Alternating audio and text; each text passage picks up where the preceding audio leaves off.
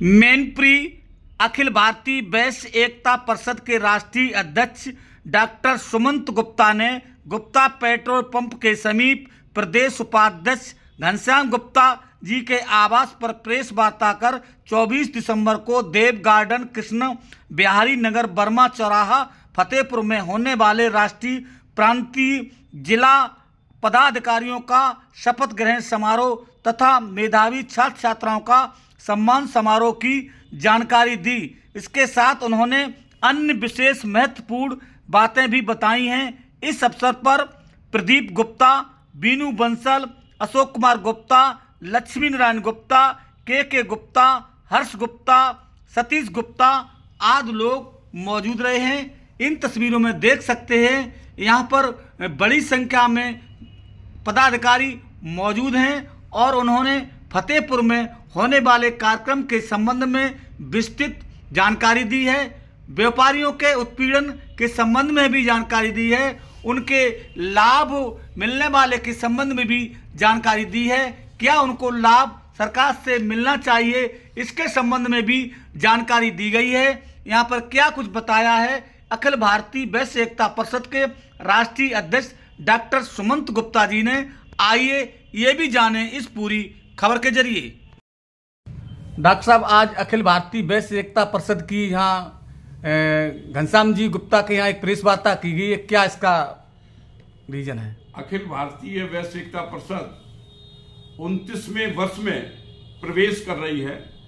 उस संदर्भ में राष्ट्रीय व प्रांतीय अधिवेशन और शपथ ग्रहण समारोह 24 दिसंबर को फतेहपुर में आयोजित किया गया है, जिसमें भारत सरकार की मंत्री साध्वी निरंजन ज्योति तथा अन्य विधायकगण भी इस सम्मेलन में भाग ले रहे हैं। इस सम्मेलन में हम लोग जहां व्यापारिक समस्याएं तथा वैश्य समाज की जो समस्याएं हैं उसको प्राथमिकता के आधार पर, प्रमुखता के आधार पर उठाने का कार्य करेंगे। वहीं एक महत्वपूर्ण मांग हम लोग करने वाले हैं और इसी प्रकार की मांग भारतीय जनता पार्टी के सांसद माननीय विजराज जी ने संसदीय सलाहकार समिति के जो अध्यक्ष हैं, उन्होंने गृह मंत्रालय को सिफारिश की है कि जो आर्थिक अपराधी व्यापारियों को कहा जाता है उसकी परिभाषा परिवर्तित होनी चाहिए, संशोधित होनी चाहिए। ये दूसरी सिफारिश कि आर्थिक अपराधी जिन्हें व्यापारी कहा जाता है, जो व्यापार करते हैं, उनके हथकड़ी लगाने का भी विरोध किया गया है और हम लोग भी मांग करते हैं व्यापारियों को हथकड़ी नहीं लगाई जानी चाहिए।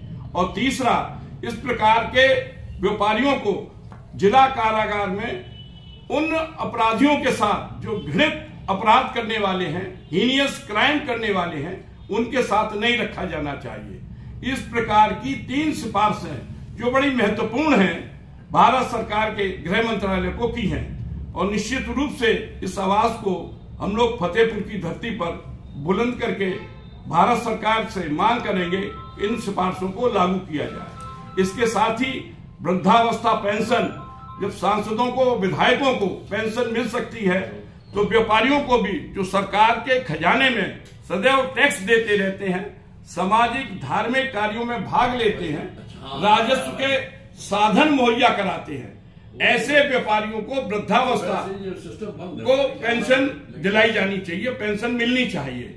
इसके अतिरिक्त प्रमुख रूप से मांग ये है कि जीएसटी में जो पंजीकृत व्यापारी हैं, उनके बीमा की राशि 10 लाख से बढ़ाकर 20 लाख की जाए तथा उसमें जो विकलांगता के अलावा जो हार्ट पेशेंट हैं, जिनके किडनी कैंसर है आदि जैसी रोगों को भी इसके अंदर सम्मिलित किया जाना चाहिए तथा आयुष्मान योजना का लाभ भी छोटे, मध्यम, मझोले स्तर का व्यापार करने वाले हैं, उनको उस योजना का लाभ दिया जाना चाहिए।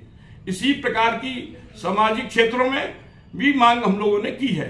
इसके साथ हम लोग चाहते हैं कि जो महत्वपूर्ण आपके आश्रम है, मंदिर हैं, उनको नगर पालिका के द्वारा, नगर निगम के द्वारा कर मुक्त किया जाए तो विद्युत से भी उनको पूरी छूट दी जानी चाहिए। इन सभी मांगों को लेकर 24 दिसंबर को हम लोग फतेहपुर की धरती पर एकत्रित हो रहे हैं। इसके साथ ही सबसे महत्वपूर्ण सामाजिक कार्य जो विवाह योग्य युवक युवती परिचय सम्मेलन भी झींझक में 14 जनवरी मकर संक्रांति के दिन हम लोगों ने कानपुर देहात में झींझक में आहूत किया गया है।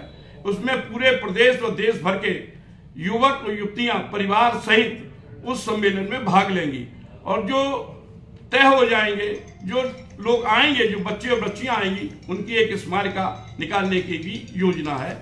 इन दोनों महत्वपूर्ण कार्यक्रमों की महत्वपूर्ण तैयारी 24 दिसंबर के फतेहपुर के कार्यक्रम में हम लोग करने वाले हैं। धन्यवाद। डॉक्टर साहब, आए दिन व्यापारियों के साथ लूट हो जाती है, घटनाएं घटती हैं, इसके संबंध में क्या कहेंगे आप?